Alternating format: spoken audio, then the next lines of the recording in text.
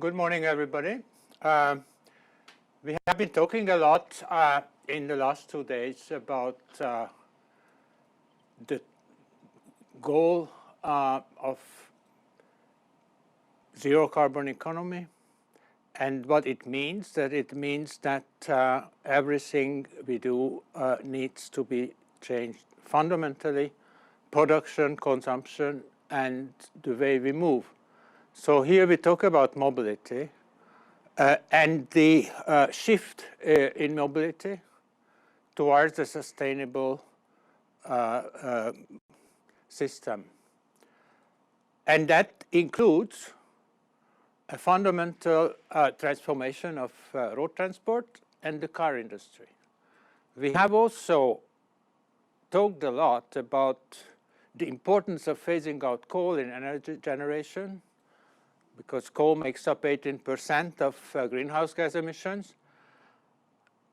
Road transport makes up 19% of European greenhouse gas emissions, and it's certainly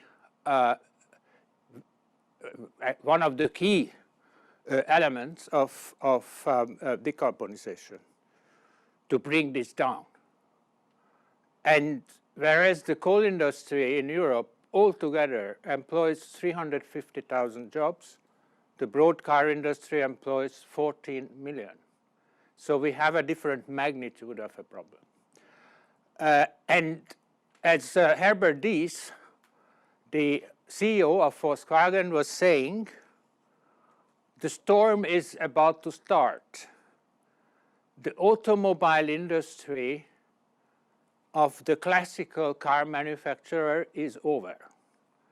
We can only survive if we become a tech firm, a mobile internet device.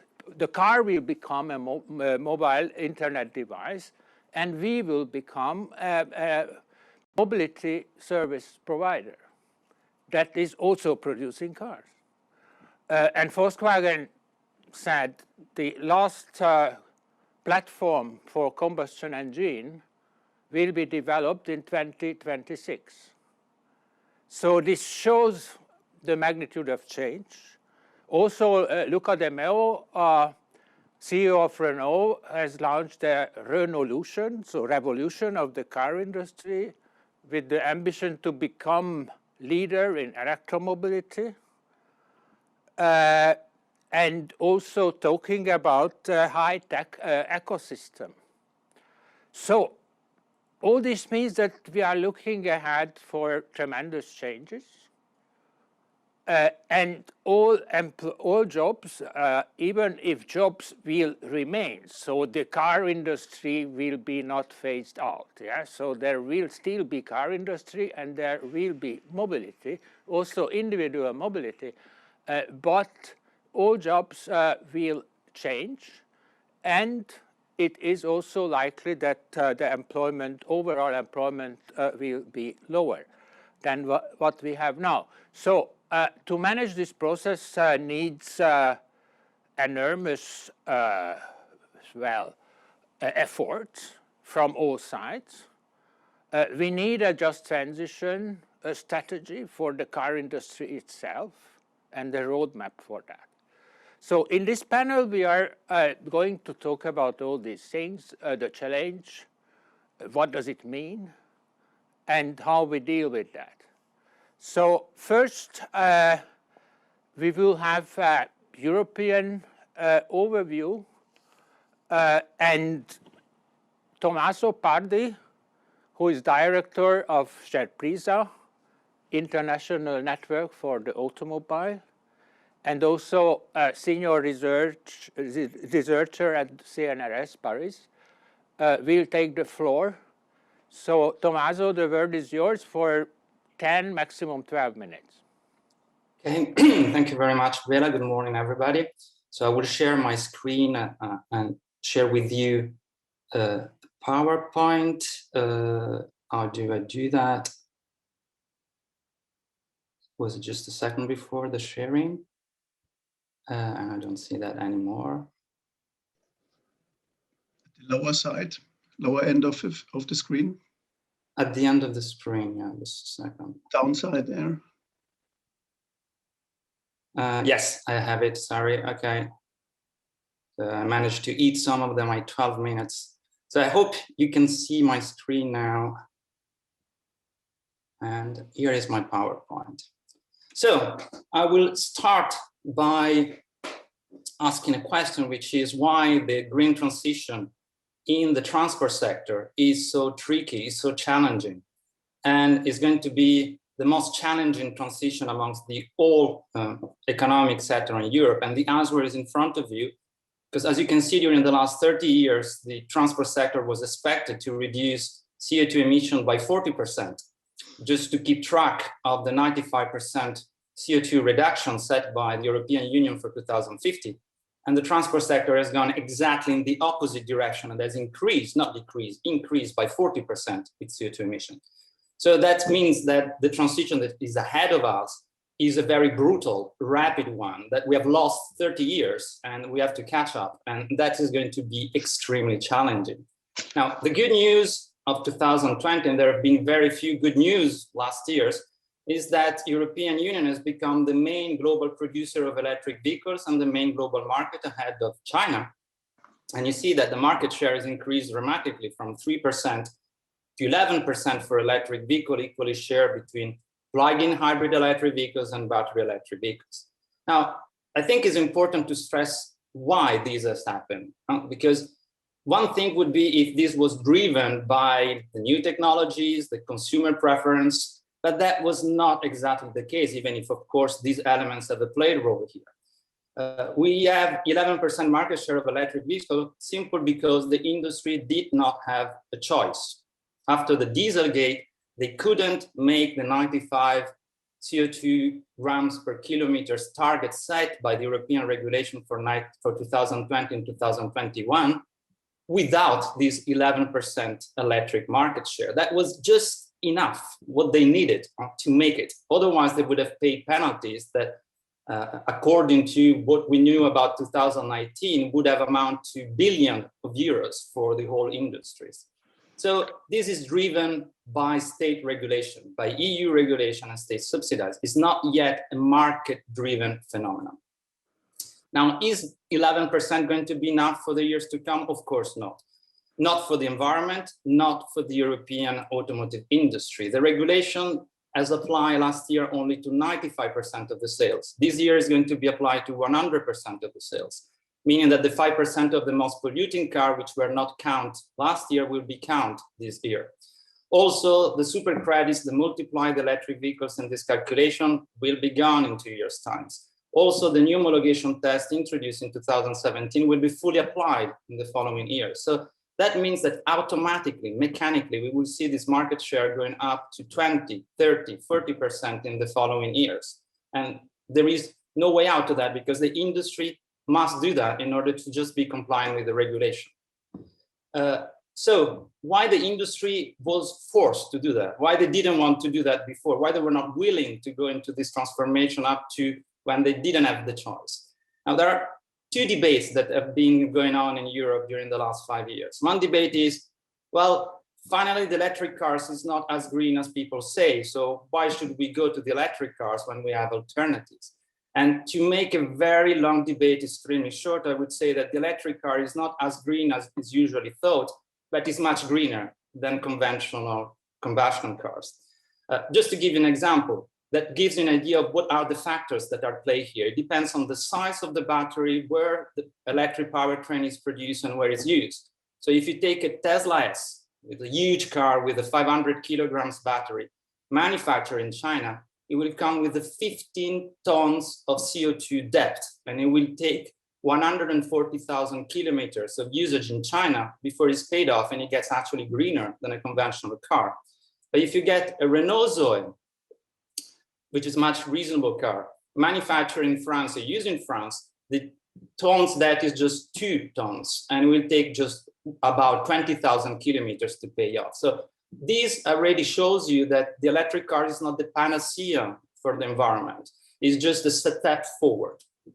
The second reason why it was very much debated is that it's going to be costly. It's going to be costly for the consumer, it's going to be costly for the companies that don't make profit so far on these cars, and it's going to be costly for the workers. So let's have a look about that. So an internal combustion engine takes more or less 20% of the total value of the car, but can represent up to 40% of the total workers in the supply chain that work for the automotive industry. So when we phase out that, we phase out a very important part of the supply chain and a huge amount of qualified jobs in the industry. Now, an electric powertrain has 6 times less part, is estimated 80–90% less jobs. So clearly, the trade-off is not good for the workers. And on the top of that, the electric powertrain will take 50% of the value of the car. And now this value is not controlled by the European supply chain. For the time being, it's completely controlled by Asian companies and it will be largely imported for the years to come. Now, I know that there is the European Battery Alliance. I know that there are a lot of projects coming up. For the time being, the automotive industry in Europe will lose this value on this car. So it will try to find ways to get back this value. And we know how they do it, on the drive down cost on the supply chain. So if you couple these with the COVID crisis, the storm is actually really ahead for the workers in the automotive European supply chain because the cost reduction will fall on their heads. Of course, we have hybrid technology as a sort of middle way that will keep the internal combustion engine and will add the battery. But it's not an ideal technology. It makes cars extremely expensive, and the results so far shown by the environmental ONGs that they are not so green as somebody would think. So we need a fair transition here. We need to spread the cost and the benefits of electrification because there will be costs and there will be benefits, but it's not clear who will pay for that and if the workers will be those who will be left out. So can we trust the European Union? Can we trust the single market and their institutions in guaranteeing this fair transition? And I'm a little bit doubtful about that, and I'll share my doubts with you. So what has been happening in Europe during the last 20 years?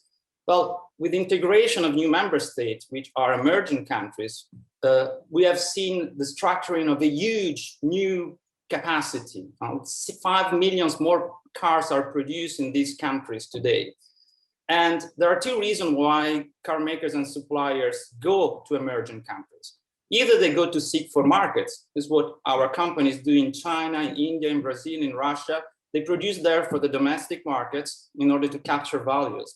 Or they go to increase efficiency. That's what the North American car companies have done in Mexico, to create a low-cost base to relocate production from US to Mexico. Now, that was not planned, but what has happened in Europe is that we have created for ourselves our own Mexico. These countries work not as China for us, they work as Mexico. And they share the same problems that Mexico have, which are trapped in low-cost production, low value-added production. And as you can see, Germany is the only country in Western Europe which has escaped the consequence of that because it specializes on high-value products, which are not very much so far affected by this process. But all the other car industries in Europe have been squeezed completely by this process. You can see they've lost 3 million production volumes. And so this has created a sort of zero-sum game in which every job created in Central Eastern European country, Turkey, or Morocco, destroys a job in Western countries. And these zero-sum games allow companies to put in competition groups of workers in each country, one against each other, every time there is a new model coming, every time there is a new investment. And there is a sort of beauty contest in which the winner is the one who makes more concessions. So that's how work and employment in this industry has become harder, more intense, more precarious. It used to be an industry of well-paid and stable jobs. It's not anymore. And so when we look at the trajectory of that, you see that the value added is going up in the industry, of course, but the average personal cost in the European automotive industry not. So this grew by 60% since 2001, the average personal cost. And this is 20% less than the inflation. So that's, in real terms, the average cost in the automotive industry is going down during the last 20 years. And you can see that the average value added is by person, so the value added created by these workers is going up by 50%. And you see also the price of the car, which clearly is going up by the same amount. And that's clearly emphasized the disconnection between the cars that are sold to rich households in Western Europe and are produced by low-wage workers in Eastern and Central European countries. So the question that is often not asked, I believe, is why we've made Mexico in our emerging countries and not to China? Why we have not used this opportunity to integrate these countries, to have our own China dynamics, but to have our own Mexico. And as you can see, that was not the plan of the region. At the region, this capacity was expected to be used for local markets. There have been a lot of forecasts by all the economists and agencies back in 2004 when these countries joined that say, will we have a huge market here? That's why you need to invest car makers in these countries. Tommaso, two minutes. Yeah. Okay, I'm finished. This would be my last slide. So as you can see, these markets has never materialized. New car sales in these countries are slightly higher than they were just after the collapse of the Soviet Union. And you see on the right side, the reason for that is that the European single market have and the European institution have prevent this country from regulating the imports of second-hand cars. And the European Commission and the European Court of Justice systematically ban all the attempts by this government to create taxes based on environmental and industrial development ideas to prevent these imports to come. So they flooded the market and they've destroyed completely the new market sales in Central and Eastern Europe. And why that is important for the environment is that because these countries, because they keep themselves with these very old polluting cars, have become the main net contributors to CO2 emission in the transport sector, and by far. And now, one of the things I think could be useful that the trade unions will focus on is precisely that we are focusing on selling very expensive electric cars to rich households in London and Paris. I think we should think about how to provide green mobility to these countries and how to do that with their own factories so that we solve both with the one stone the problems of the race to the bottom that is orchestrated by the functioning of the single market. And one of the most important factors is the increase in CO2 emission in the transport sector. Sorry for being too long. Thank you very much for this opportunity. Thank you, Tommaso. It was absolutely perfect, and you were really showing the challenge Europe, Western Europe is facing, and put it also into the reality context of how the division of labor through the value chain is developing and what tensions we have there. So now we are talking about New Mexico and not New China in the eastern part of Europe. That is also will be very important for the next steps. So now I would like to ask Anne-Gaëlle Lefebvre, who is the head of the automobile unit at Sendex Consultancy in Paris. Mm-hmm. And yes, Anne-Gaëlle, if you would then talk from the perspective of the French automobile industry, possibly 10 minutes, a little bit more. Thank you very much. Okay, so thanks a lot for this invitation. I'm sharing my screen. To be sure not to take too many time, I will speak in French during this presentation. Do you see my screen? Okay, fine.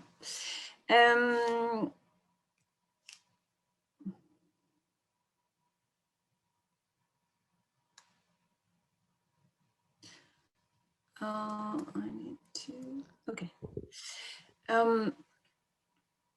Donc, je vais partager avec vous les travaux en cours sur l'impact sur l'emploi, l'électrification de l'automobile et puis aussi l'impact de l'ensemble des mutations du secteur automobile.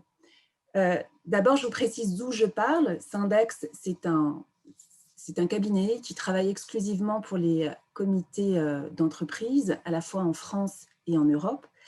Et en l'occurrence, sur le champ de l'automobile, nous intervenons auprès d'une centaine d'entreprises, ce qui nous permet d'avoir un observatoire magnifique pour pouvoir voir quelles sont les pratiques en matière de gestion de l'emploi et d'orientation stratégique. Nous avons déjà depuis un moment initié des travaux, et notamment avec l'ETUI, qui nous ont déjà permis, à partir des données, notamment 2016 au niveau de l'emploi, de mettre en évidence l'impact de l'électrification côté français, que nous avons estimé à moins 20% entre 2016 et 2025. Ça voulait dire, sur les activités de la filière motopropulsion, de l'ordre de moins 15 000 emplois par rapport aux 50 000 que nous avions identifiés à l'époque. Aujourd'hui, nous poursuivons ces travaux avec à la fois des organisations syndicales et des ONG. Nous poursuivons ces travaux à la fois sur le champ de l'industrie, mais nous les avons élargis. Alors aujourd'hui, je ne vais vous présenter que les éléments sur l'industrie, je n'ai pas le temps de faire plus. Mais notre démarche est aussi d'apprécier les impacts sur les services et sur toute la filière de production énergétique, de distribution énergétique, où on estime qu'il y aura quelques impacts emploi également. Quelques éléments caractéristiques quand même sur la filière motopropulsion en France. D'abord, c'est important que vous ayez en tête que ces activités liées au moteur, elles sont particulièrement importantes en France, avec à travers les activités de production et de R&D de PSA et de Renault, mais aussi de beaucoup d'acteurs équipementiers, que ce soit des acteurs français, Faurecia et Valeo par exemple, mais aussi des acteurs de tout pays. Delphi est très présent au niveau des moteurs, un petit peu Bosch, Continental est présent aussi à travers des activités à la fois de production et de R&D par exemple. Ce qui est intéressant d'avoir en tête également, c'est que ces activités sont principalement centrées sur quelques régions, notamment les régions du nord de la France.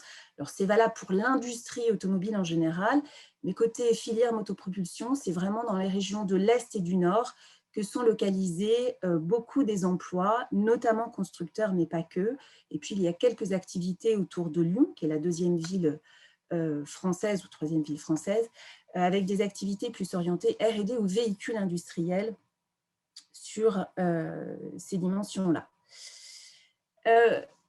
Ayez en tête aussi comme élément de contexte que les emplois en France sont dans l'industrie française, dans le secteur automobile en général, mais particulièrement dans l'industrie, orientés sur une tendance à la baisse depuis déjà longtemps. C'est-à-dire que même hors effet électrification des véhicules, le poids de la France en termes d'emploi baisse en Europe déjà depuis un long moment, et c'est valable aussi pour les activités de la filière motopropulsion.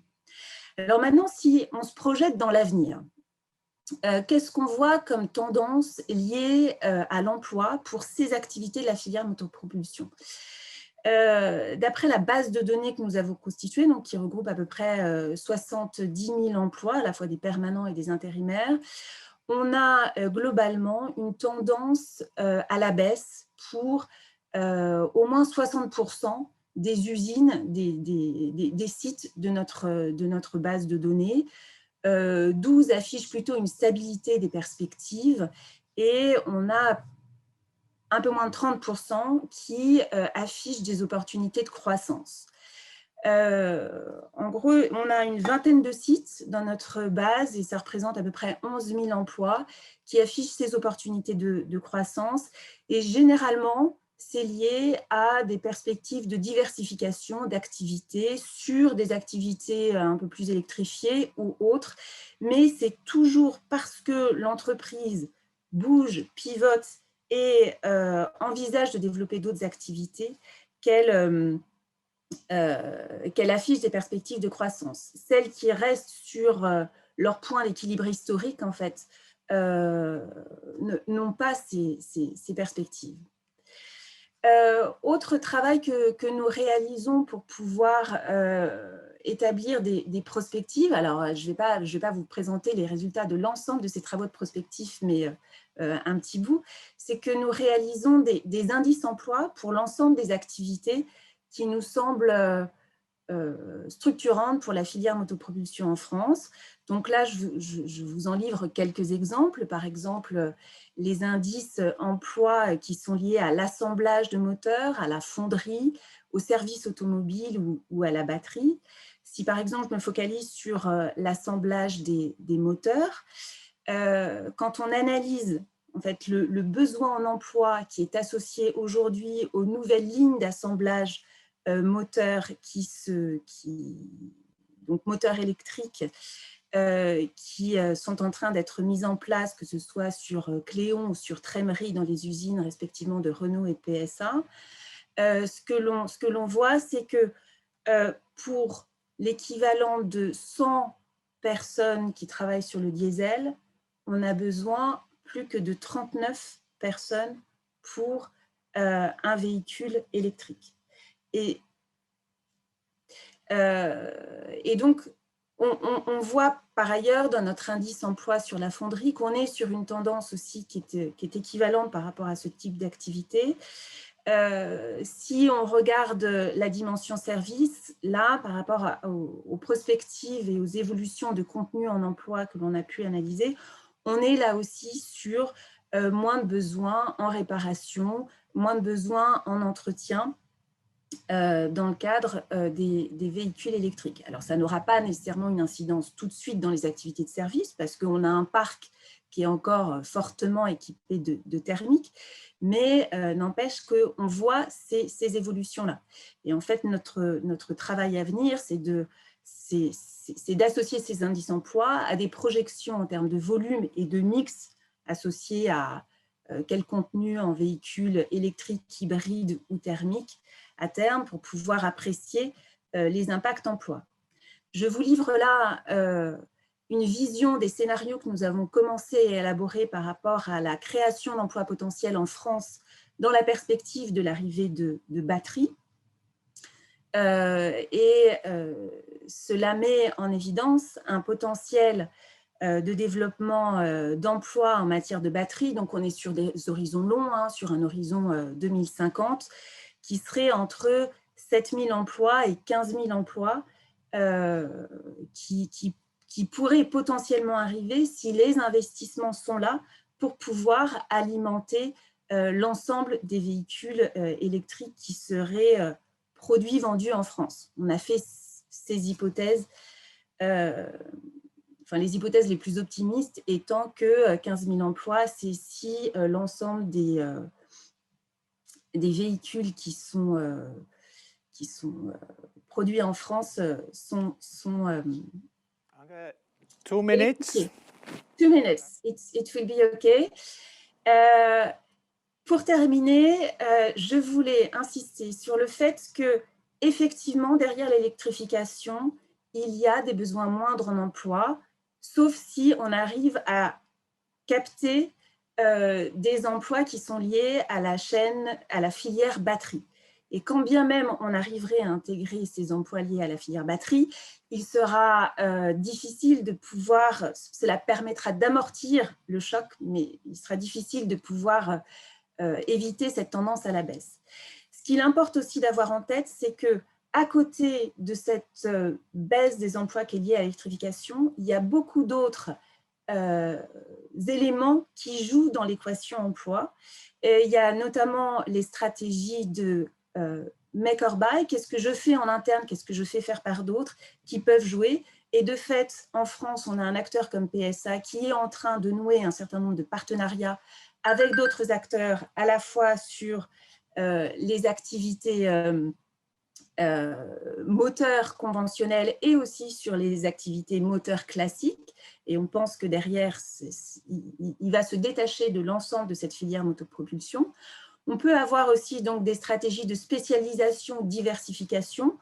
On voit un certain nombre d'acteurs qui essayent de développer plus d'activités de service et donc de développer plus de contenu en emploi sur ces activités de service. Quand on voit le projet de Renault, par exemple, en termes d'écosystème, un des projets, c'est d'être plus positionné sur des éléments de véhicules d'occasion que sur la production de véhicules neufs.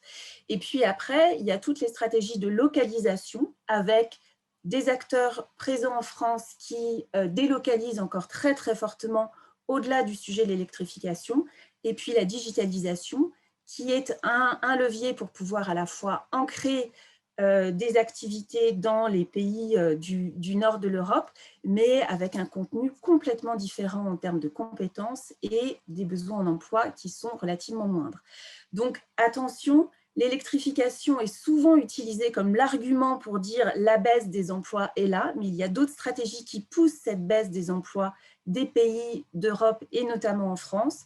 Il y a un enjeu majeur à ce que les activités européennes soient positionnées sur les activités de la filière batterie.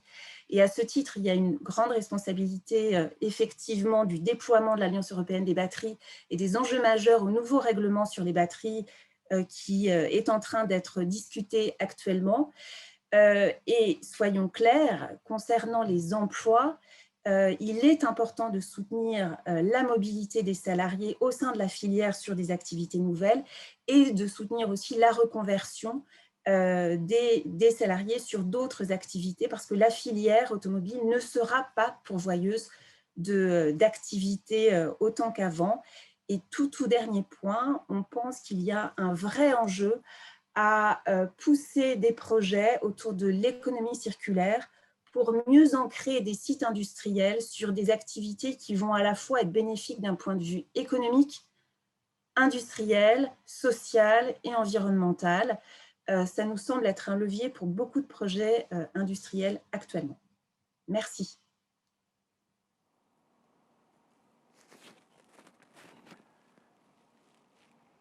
Thank you, Angèle. Very interesting case, difficult, and thank you for the reality check, what is really happening on the ground, and also the detailed outlook for employment. So we will continue this debate. Now I am asking Wolfgang Schade, the scientific head of M5 consultancy company in Berlin, to talk about the German automobile industry. Again, 10 minutes, roughly. Thank you, Okay. Wolfgang. Yeah, thank you, Bela. I'm starting my screen sharing. I hope I have a lot of choice here. Do you see my screen? Yes, okay. Then good morning, everybody. Yes, M5 is a small think tank in the southwest, actually, very close to France of Germany, in Karlsruhe. So, and we are working for ministries, European Union, European Commission, also for foundations, and like the Hans Böckler Foundation, from which we undertook a study from which I will do some quotes in my talk. And yeah, we are looking on Germany, and in this study, we have, oh, sorry, the screen is now changing here several times. Okay, I hope for you it's okay. We have undertaken this study on the German development of the mobility system, and which was under the topic of how we achieve sustainable mobility in Germany until 2035. So the time horizon that we were using for this analysis is these next 15 years. And the focus was more on the passenger side. So it's really how passenger mobility is changing. And we have heard from my predecessors some trends already that we can expect: electrification, mobility services, and so on. And actually, this is also part of the scenarios. So what you can see here is now our reference on the left-hand side, the modal share. In the reference case, 2015, we see something like 80% car modal share and a car ownership of 560 cars per 1,000 inhabitants. In our one scenario that I'm using now for this talk, we had two scenarios, but I thought it's good to limit because of the 10 minutes restriction. So I'm showing you the electrification scenario, where we see and expected and discussed this also with scientific advisory board in the study, how this sustainability could look like, and where we have a reduction of car modal share to about 2/3 instead of 80%, so the light blue. And we have increase of mobility services that needs different types of buses, autonomous shuttles, that needs more trams and more railway, and also cycling and walking is increasing their modal shares. And the car ownership, due to this shift, is reducing to 430 cars per 1,000. And on the right-hand side, you see the sales of electric cars that we expected then in these scenarios. So the green bar are the battery electric vehicles, and the blue bars the plug-in hybrid vehicles. In 2030, they achieve, or they make about 83% of the market already, and by 2035, nearly 100%, so 99% of all sales of these two type of engines or cars. Only battery and plug-in hybrids remain in these scenarios. And the question, of course, is what are the impacts?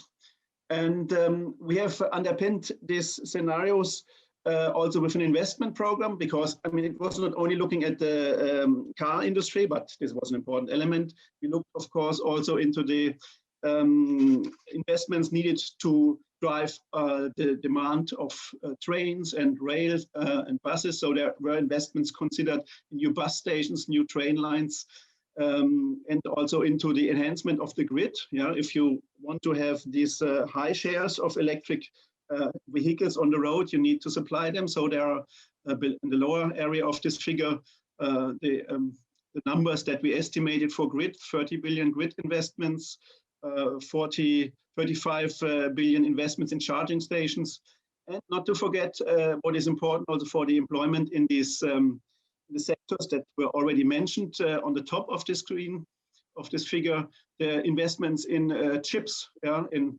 microchips producing them. So we assumed about 6 large plants to be installed in Germany over the next years, which would cost 6 billion euro, and also 6 plants to produce cells and batteries, which each costs about 2 billion euros. So these are the top 2 rows here on this figure. So this investment, of course, plays also a role. And like Angel said, we expected that the German industry will produce the cells and will produce the chips as part of the value chain in the future. We had a look also at the regional distribution in the study at the level of 400 zones of Germany.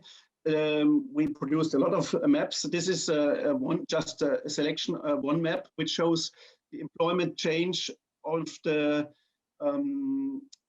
in the areas where conventional car components are produced. So this includes the engine, the drivetrain, the chassis, and so on. So this, which is conventional, it excludes the new components, so batteries, electric engines, automatic driving systems. And you see many of these zones are red, meaning they lose something up to 10,000 jobs from now to 2035. Well, I'm not showing the figure on how this compensates due to the electric batteries and so on, but this is also shown in the report. Now looking at the aggregate figures of the structural change, is that we have here the different elements of the mobility system. So on the left hand, on the right hand side in the figure is the figure, and the most left bar is the employment loss in the conventional road vehicle production. So until 2025 is the orange, and until 2035 is the red bar always. And yeah, we see already until 2025 a significant loss of jobs in conventional production, so more than 100,000 jobs lost. And then it's interesting to look at the third and fourth bar combination, which are the electric components and including the battery. There is an increase, 30,000 jobs by 2025 and 60,000, 67 until 2035. And you can look at the other bars on your own. So what we see here is this large structural change of the employment, and this was also mentioned by Angel, that there are metal workers that will lose their jobs, and there are other workers which produce the batteries and which produce the electric engines and which produce the chips and put that together. And this is a different qualification. This needs different skills. So these are possibly different persons, or it needs a lot of additional education to upgrade the skills. What was also mentioned is that the car dealership will lose for two reasons. The one which was mentioned before, that there is less requirements, lower requirements for oil changes with the electric cars. You don't have these. They don't need spare parts. So you lose a significant number of jobs there. And the second reason is, of course, we have a smaller fleet and smaller sales. So we lose up to 100,000 jobs in the car dealership area. On the other hand, we gain, due to the new mobility services, which is not the main focus of this talk here, we gain up to 270,000 jobs in these transport services. So car sharing, logistics, bike sharing, and autonomous buses and so on. What is the conclusion on the economic side here? For the overall scenario, we see quite a stable development, even a slight increase of GDP, 0.8%. So let's say it's a stable transition on this front, but there will be substantial changes on the workforce. So more than 1 million people will have to look for a new job. We calculated this on a sectoral level. So we calculated all the sectors that produce jobs between 2018 and 2035. So this was our indicator to say, okay, these people need to change jobs. And we looked at all the sectors that increased the employment in this analysis. We had 60 sectors considered, and these generated more than 2 million new jobs. So there are opportunities, but you need to look for the skills. Wolfgang, now we have the 2 minutes. Yeah. Yeah. Okay. I will speed up, or I have 2 slides. Let's say. So far, I talked about the at the passenger mobility. Just one hint to this development also for heavy trucks. We have just seen a publication of the German Ministry of Transport for a roadmap to electrify also the heavy trucks. 1/3 of heavy trucks, vehicle kilometers traveled in 2030 in Germany should be electrified. So hydrogen, batteries, or catenary trucks. So this is often not looked at, that there will be a similar change like as in cars until 2030. And the reason is, of course, decarbonization also of the trucking system. So this is the roadmap. Down there, there is the link to the publication. What does it mean? I was asked to put some hypothesis on the screen. Okay, we can see that the overall scenario picture here that we have looked at can create additional jobs. But of course, we have an enormous transformation, and this transformation, like I fully agree with Tommaso, will take place soon. So in the next decade, and it has already started. Yeah? We see now in Germany that there are plans to set up 6 cell manufacturing plants over the next 3 years. We see several plans to produce microchips. So the transformation is really ongoing. We should not neglect in our discussions that also trucks will see this change, because some people thought, oh, we can use the combustion engine still in the future in trucks. I expect a similar transition there. And also the automation of trucks will be similar as in cars. So also the skills panorama is changing there. And what is also important to take into account, that the regional distribution of these new technologies where they are produced will be different than the conventional production. Yeah? We see that Germany, that the Netherlands, that the Scandinavian countries, and to some respect also France, is developing these new technologies and will create new jobs, but in other regions we don't see it. Yeah? So that's why the European distribution can be much different. So these are the studies below, the links on the screen. I think it can be distributed in the end. And so thank you very much for your attention. Thank you. Thanks, Wolfgang. It was also great that you opened the debate towards the shift in modes of transport, so beyond, going beyond the automobile industry itself, That was very helpful, and we indeed need to consider that.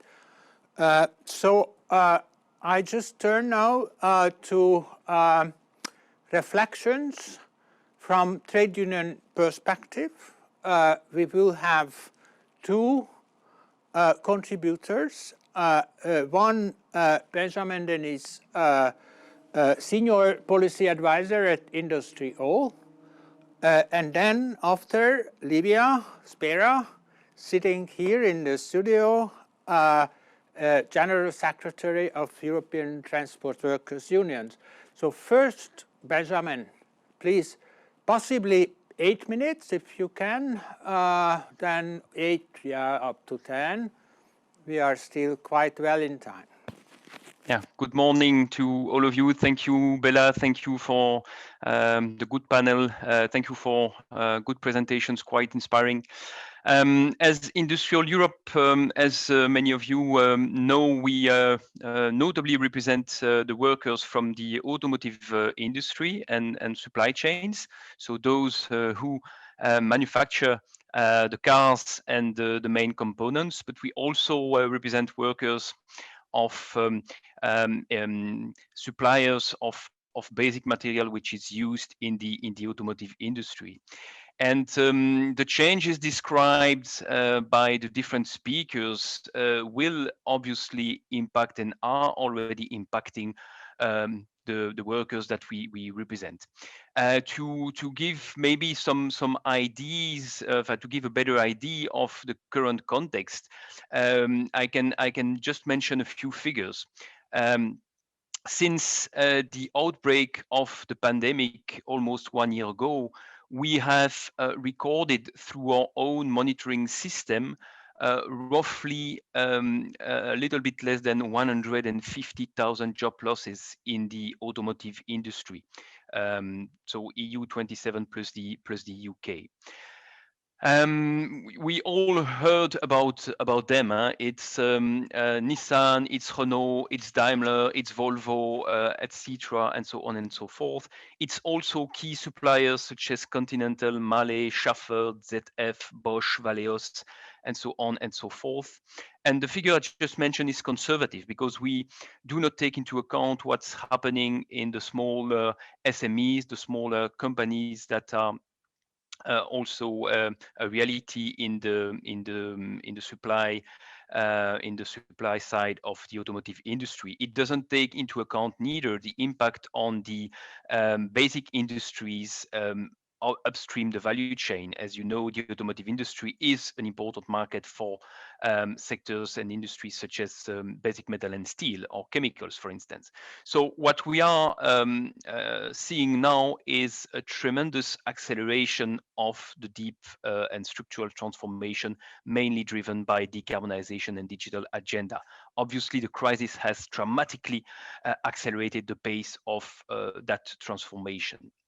So what do we have at the EU level to cope with that structural change? Many of you referred to the need to capture a significant part of the battery industry to kind of prepare the future of the automotive industry. And this is, of course, something we support. And we often say that there is no just transition without a strong industrial policy agenda, which will ensure that the existing industrial value chains in Europe are transformed through investment and innovation to make them ready to reach carbon neutrality, climate neutrality by 2050.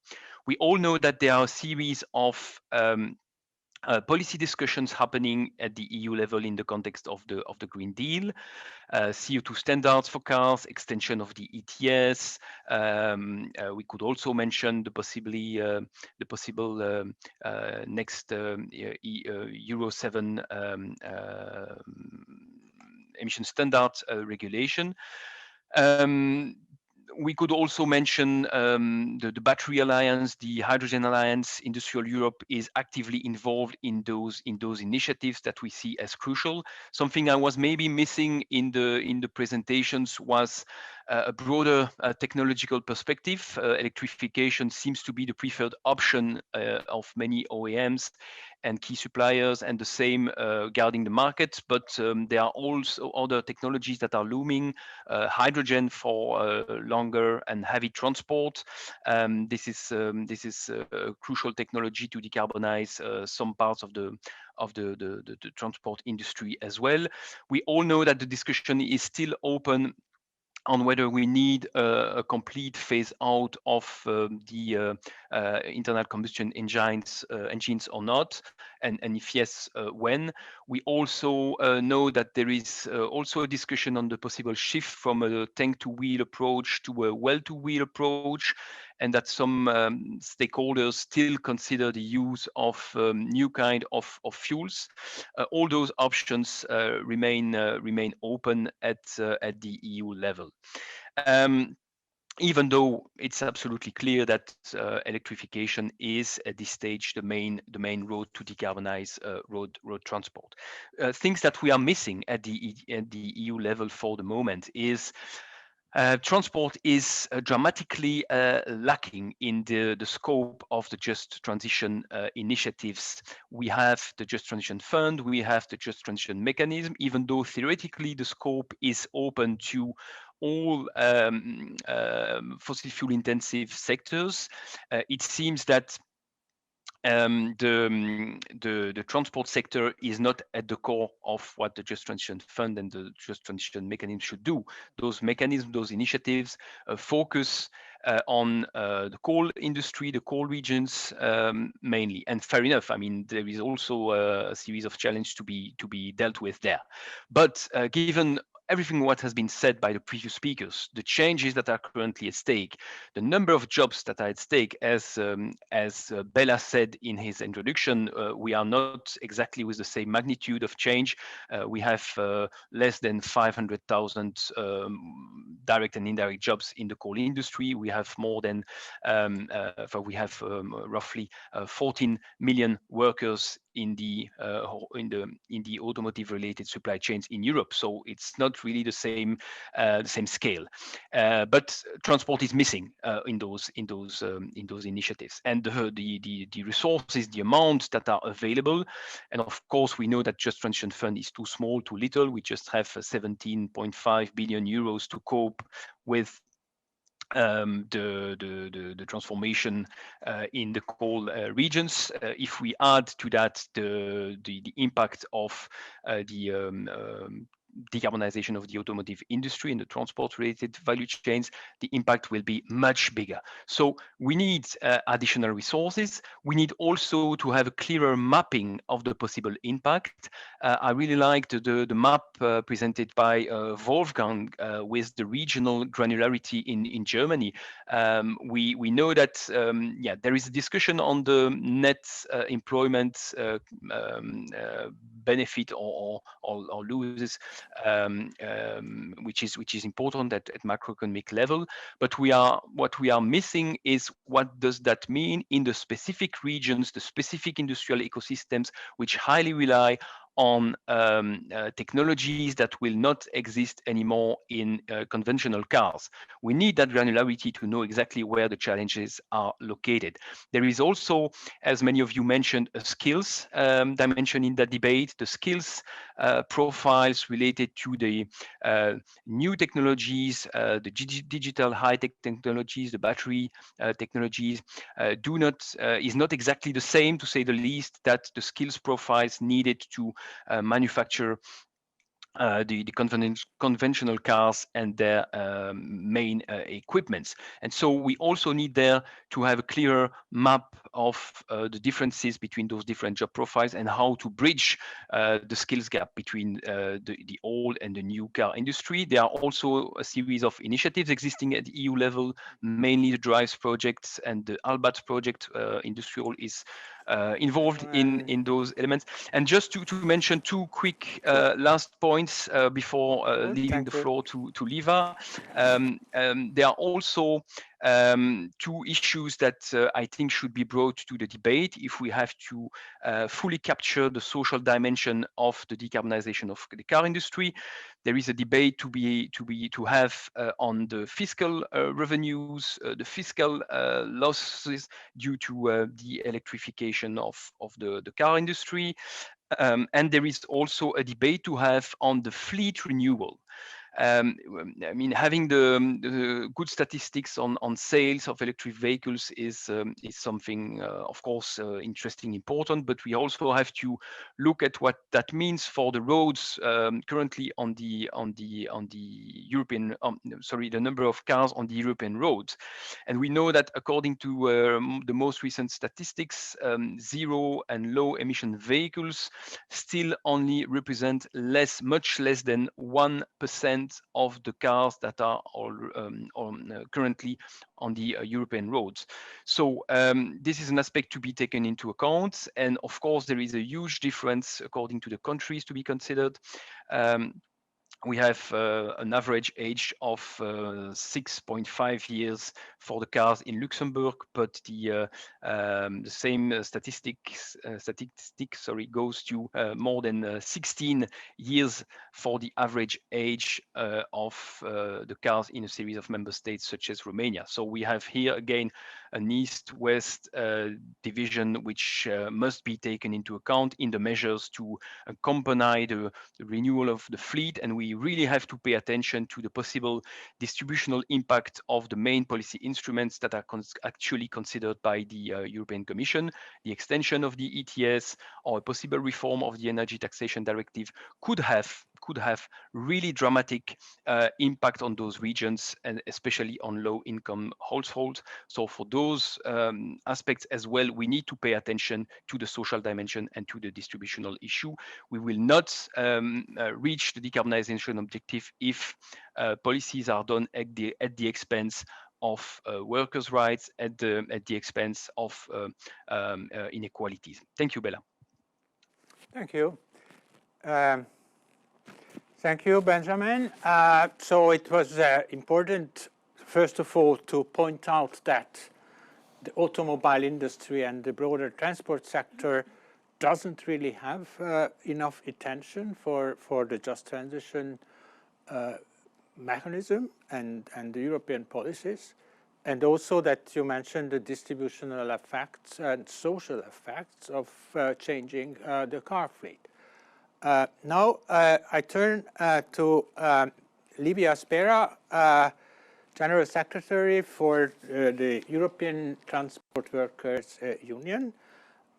We already flagged up the broader perspective of the transport shift. But please, if your comments and your view on all these challenges in 8 minutes, if possible. Thank you. Good morning, Bella. Thank you. Good morning, everybody. And thanks to the previous speaker for the very interesting presentations. The ETF represents workers in all transport modes, so our perspective is slightly different from what was presented. But obviously, the two discussions about jobs in the automotive industry and jobs in transport need to be coherent, and that's why we are also having a dialogue, ETF and Industry All Europe, on this. I would like to make two different perspectives here, and then maybe comment on some of the elements that were presented earlier. As transport workers, we have two different points of view. We are looking at two different points of view regarding the transition in automotive production. On the one hand, we represent the workers that transport cars and parts. And traditionally, car logistics is a sector where in Europe we experience a lot of social dumping at the moment. So it's a sector that is really under the spotlight for our members. So the question is how increasing electrification and changes in technology of cars changes in the places where production is taking place is going to affect this segment of transport that it's quite important, but also how this is going to change in terms of modal shift, in terms of share of transport in maritime, in railway, in road, and so on.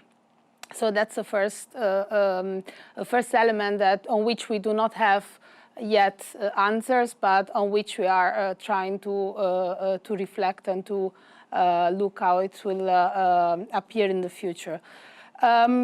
There is also then another perspective, of course, because electric cars may or may not be less polluting. We heard that this is still quite controversial, but cars are cars, and they occupy public space, they generate traffic, they generate congestions. So for trade unions representing workers in urban public transport, whether they are electric or they're not electric, the problem persists. We have now got recently in December, the European Commission published the new mobility strategy, which is putting the focus on, obviously, it's part of the European Green Deal, so it's putting the focus on more public transport, modal shift. Now we are still lacking the policy coherence. Benjamin also mentioned the lack of policy coherence under different respects. But here again, on the one hand, the European Commission is promoting urban public transport, more urban public transport. On the other hand, we see that on the technological side, what the policy options that are being promoted in Europe are possibly not coherent with having more public transport. So there is also a mismatch. In the last presentation, there were mentions to truck production, for instance. There is a mismatch between what is being taught in terms of technology for the future in the trucking industry and what the reality of the sector is. The trucking industry is an extremely fragmented sector where companies are mainly quite small and are very reluctant to invest in technology. So we wonder how this transition is going to happen. Again, there are not many answers at the moment, but there are a lot of questions that need to be put on the table. Regarding the electrification, we're also looking at it under another point of view, which is, of course, the car-hailing industry, all the platforms that are providing car services in cities, which is something, of course, problematic for us, given the competition that these services are putting on urban public transport and on the taxi sector, which is normally highly regulated. We have seen recently some enthusiastic press releases from Transport and Environment, another organization, saying how enthusiastic they were about the fact that Uber, for instance, was electrifying its whole fleet. Again, this is not solving the problem for us from our perspective. This is creating additional constraint on the development of a sustainable and fair urban public transport system. So the discussion is extremely complex for us, and it needs to be taken under several angles.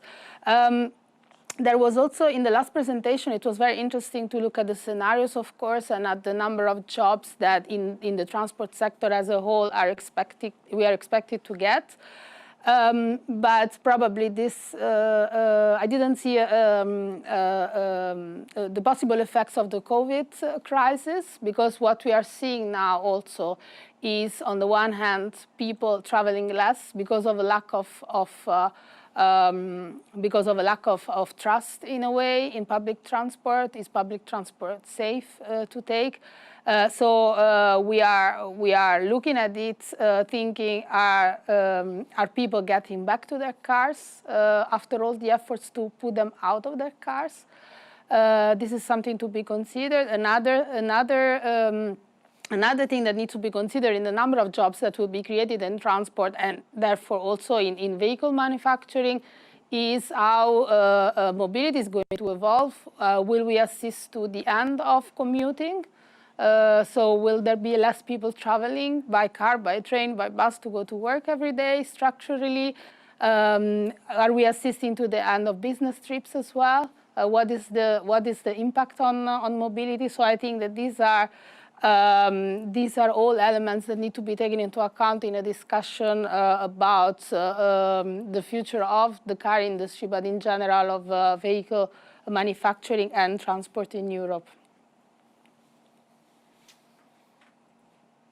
Thank you. Thank you, Livia, very much. It was good to have this broader perspective, and indeed the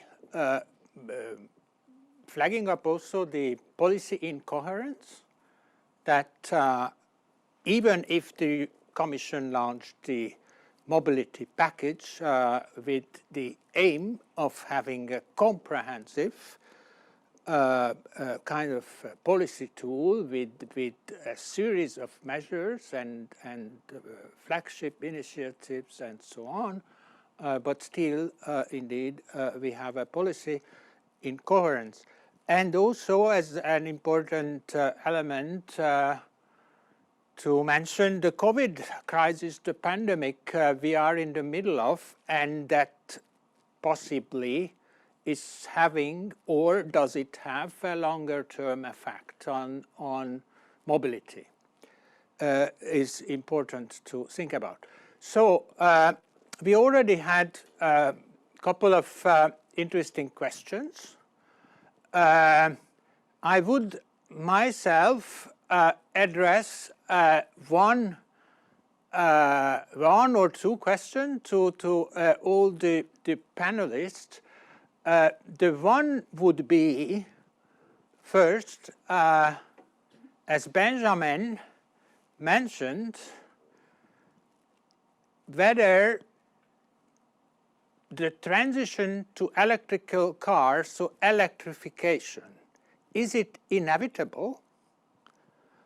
Is it the main trend now, or there is still a broader kind of range of technology options? So this would be the first question to the three panelists.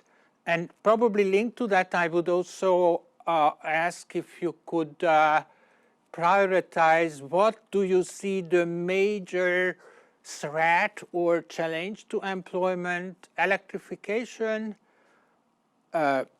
shift away from individual transport, so the modes of transport change, the digitalization of mobility services, so instead of car having mobility services, out of these or all together. So that would be the first quick round, and then we are going to, I will pick up questions from the audience. Do you want me to start? Yeah, sure. Okay. Short if possible, yeah? Yes, so is the electrification inevitable? In the current configuration of the regulatory framework, and I think that we will see the shares of electric vehicles going up, as I said, because the car makers do not have the choice. So for the time being, in the short terms, just to comply with the regulation, they will have to increase the market share of electric cars. This trend is going to last. I mean, it's going to bring the market share up and up. This will depend on many factors, because for the time being, it's not been so difficult. Also, the COVID crisis, paradoxically, has helped them, because it has reduced the volume, the total volume of cars sold, but at the same time, has provided through the rescue plan by the main governments in Europe the opportunity to sell more electric vehicles. And they're tapping in on consumers that were more or less ready to do that. But as the time will go by And as the time we will need to sell more electric cars, the fact that they're not profitable for the time being, and the fact that they will be harder to sell to the consumer, and the fact that the subsidies that are now full in these sales, without subsidies from the state, no electric sales. So you can see everywhere in the world, as soon as the subsidies go down, the sales of electric cars, even in China or in California, go down. And the states will not be able to sustain the subsidies when the volumes will become more important. So in a very few years, we will see that these needs to electrify and the capacity to actually do so will hit a wall. And reducing cost is what the industry is planning to do by all the possible means in order to face that. And that's why I focus my presentation on this, how this is going to happen in the current configuration. Well, we know it. I don't go back to my presentation. So workers will suffer, high wage countries will suffer, and Eastern and Central Eastern European countries will not get prosperity out of that because they're used as cheap labor location for reducing costs. So it will be my short answer to your questions. Thank you.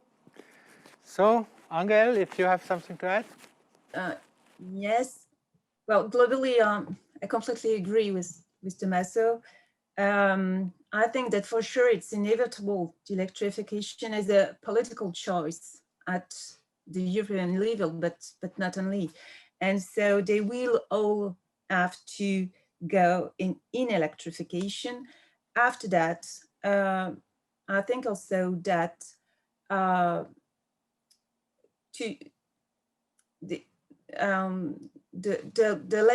reduction of employment is also a political choice of the big companies. They consider that this is the main way to reduce the costs. And probably there were some other solution, and probably they could think about other ways to reduce all those costs, because what we observe on the floor is that all that dogmatic choice conduct also to disorganization, to non-efficiency, and it's really a problem, a daily problem for all the automotive teams on the plants, on the technical centers in research and development, for example.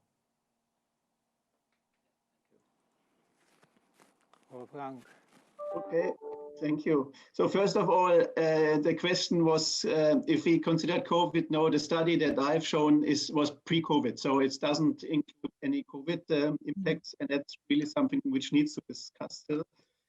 That's in advance. On the first one, is the transition to electrification inevitable? Yes, I fully agree. For cars, it's inevitable due to the reasons mentioned. There is the regulation that requires this in the end, and I see also that the industry is behaving like that. Yeah, it was mentioned that they will not develop further cars with internal combustion engines, that they'll stop the development. That's also something which is interesting, how they should now invest in Euro 7, why they laid off many developers for internal combustion engines, by the way.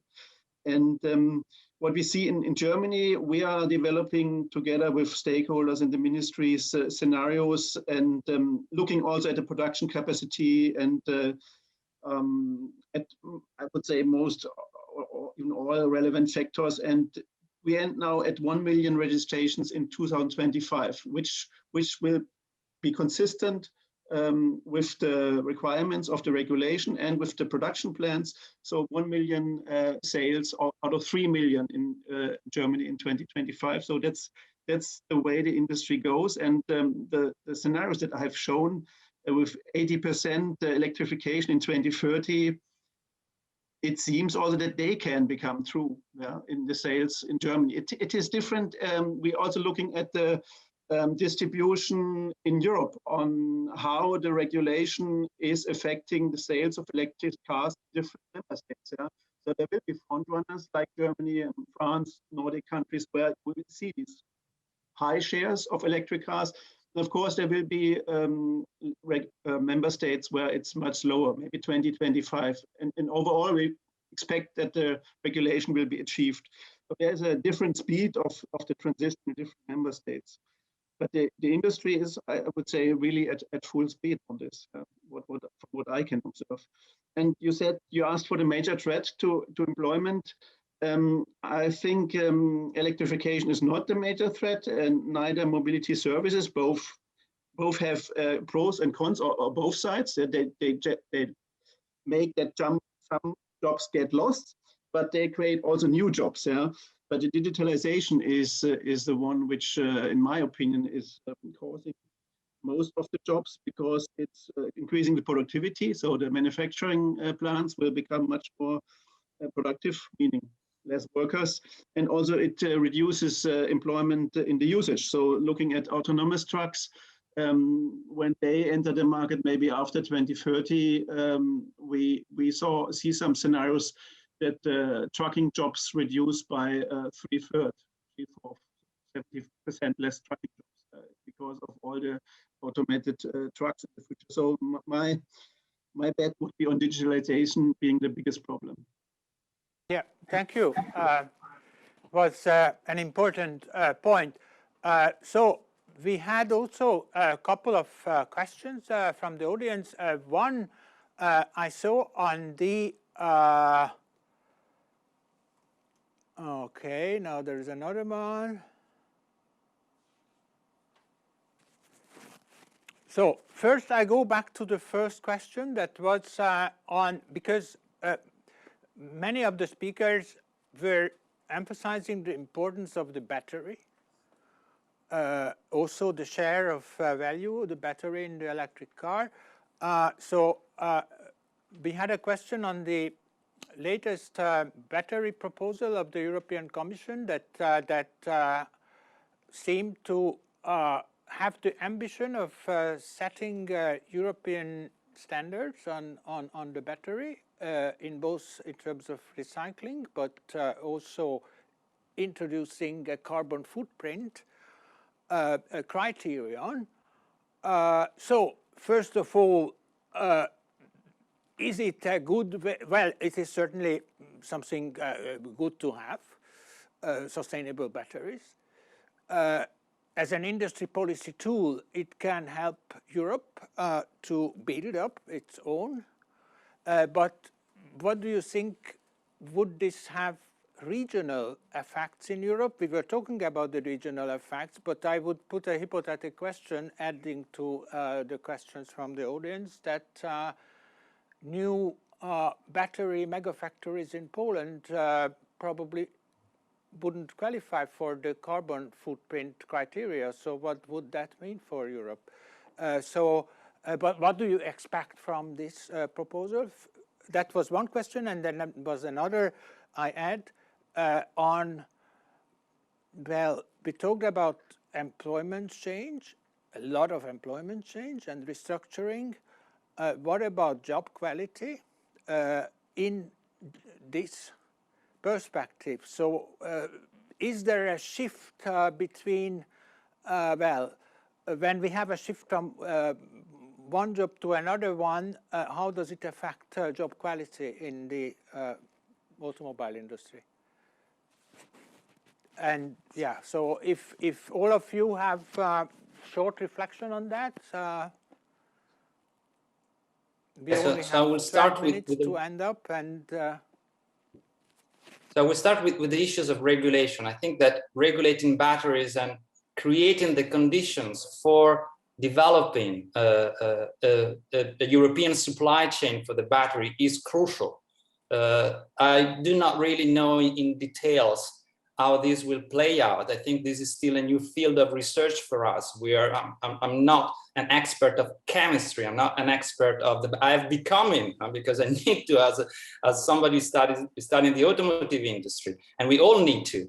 What I know is that 90% of the battery production now is in Asia, and that for the time being we import them. I know that most of the investment in Europe come from Asian battery producer, that if you go and mega factory of Tesla in United States, the technology is still Asian. So the big question will be who will control the value, and depending on that, what will the consequences in terms of sharing the value in the value chain, how the car makers will adjust to that. But I think the regulation is key. And so this is a very important matter. So that will shift to a point that I didn't touch in the presentation, but would like to make very briefly, is about the regulation for the new cars in Europe and the CO2 regulation. During the last 20 years, we've seen these cars becoming bigger, heavier, more polluting actually technically, because these are the most important factors that determine pollution, is the power of the engines and the weight. And this is partly being due to the regulation, because we have weight-based CO2 targets. And these have pushed all the car makers in Europe to go up market. So the electric cars is a premium product. And that is the problem of how we distribute in Europe. Some countries, some households can afford that, and probably are those who need it the least. That's the problem.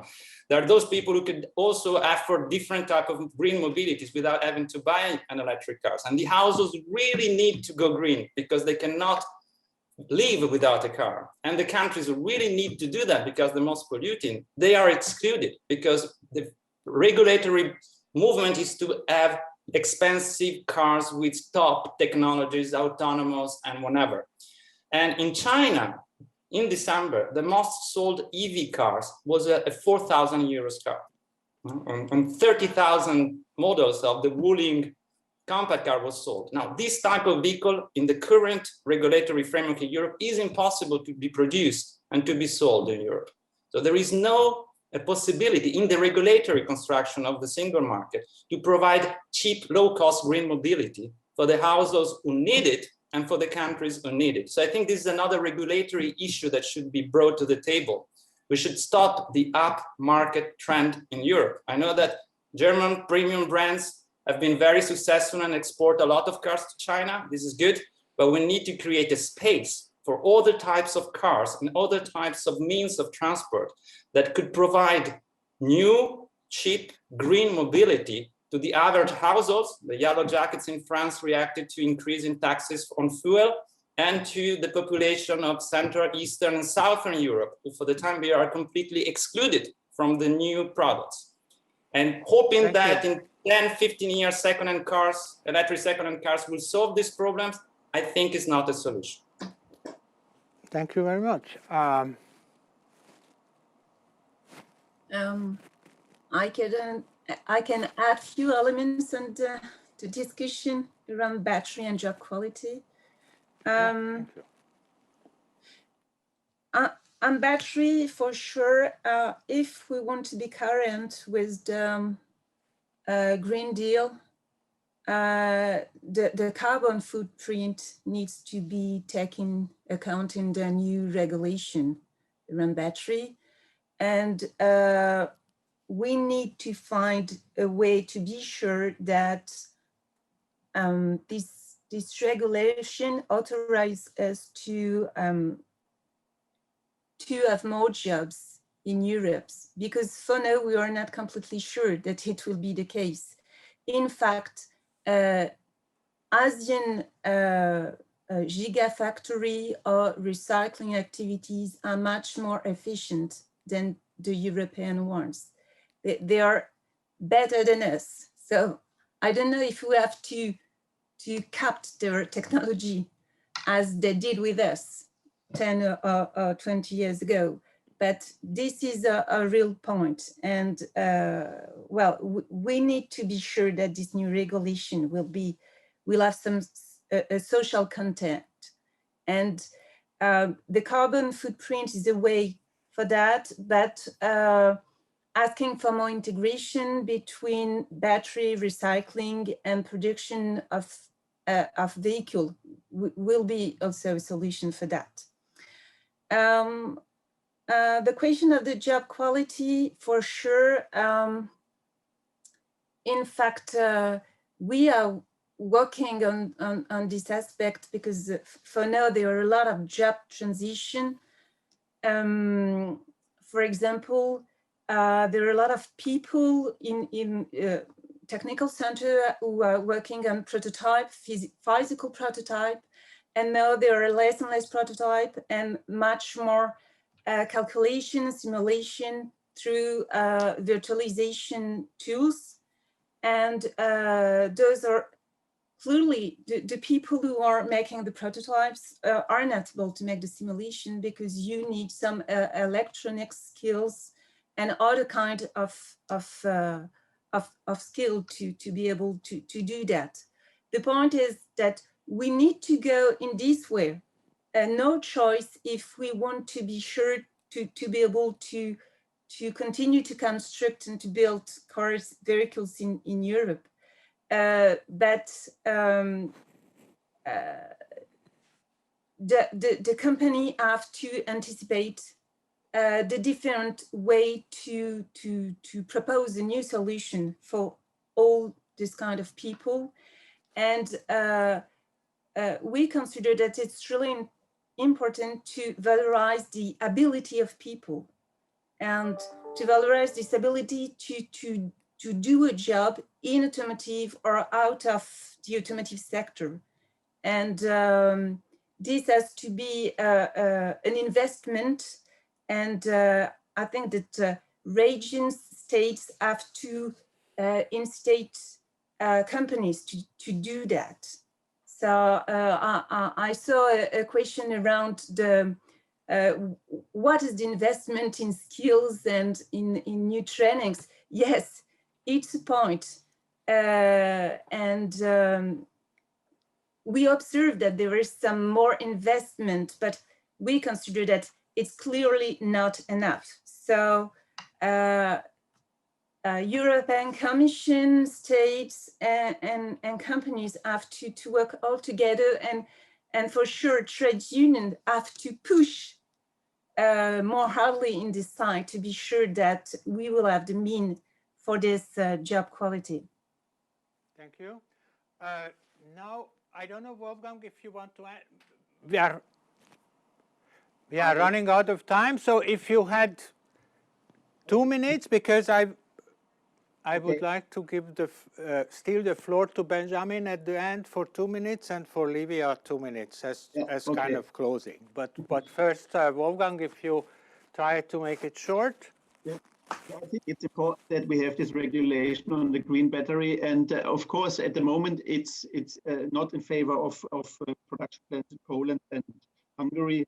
But I mean, the economies have to decarbonize as well. It puts another stimulus to do this, I would say.